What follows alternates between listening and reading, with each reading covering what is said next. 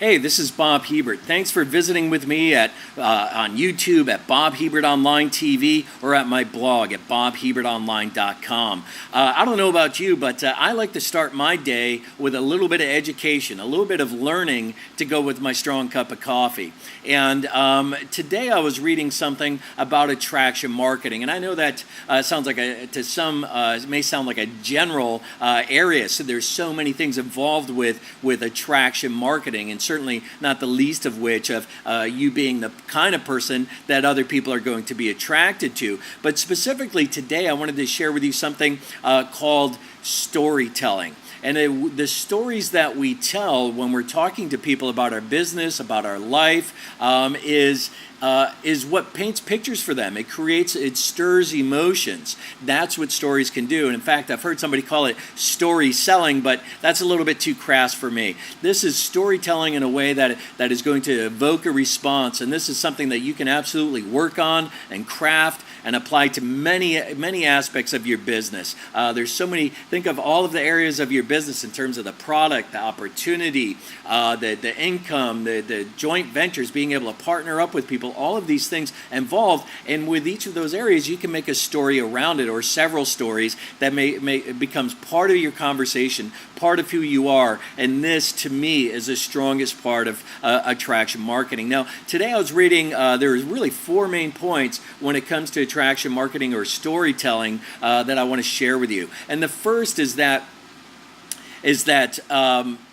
it must have an element of surprise. And usually what we're talking about here is an icebreaker or a headline, something that more often than not is posed as a question, something that's going to immediately get their intention and intrigue. Some things from time to time that I use is, again, posing it as a question, such as, you ever think about what you would do if you had all the time and money in the world? That's an icebreaker you can use on pretty much anyone, right? How about another question? Let's say, hey, I found out that I was building my network marketing business all wrong. Man, I'm so glad that I figured out what to do. Again, that's a statement that hopefully provokes intrigue, and you can use that again across the spectrum. Whatever the point of your story is, it's that you want to start it off with an element of surprise, which is typically posed as a question. Quite oftentimes can be provocative, that is going to elicit interest. Bottom line. The second thing is that your story must have an epiphany.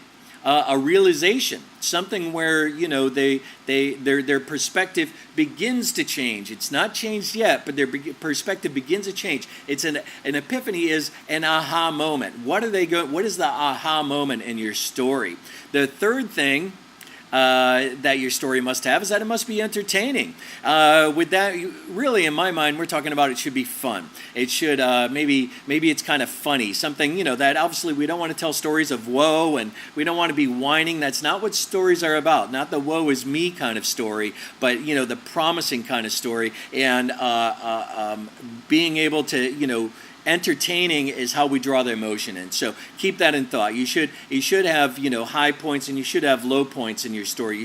There should be some arc to your story, okay? And that's what we mean by entertaining. The fourth and the last item is how to tie it all up. This is the end of your story must produce a new truth, a new perspective, a new understanding, and therefore a new result or outcome that you're looking for. And again, it may not be, we're not talking about, this isn't to sell. This is for people to realize some new truth about you, about your business, about a particular benefit or feature of your products, any number of things like that again isn't over the top, isn't selling, and is told in a way of a story that gets people emotionally involved, keeps them interested, and gives them a new truth or a new perspective at the end of your story. And one other critical thing that I must mention is that in attraction marketing, it's very important to be transparent.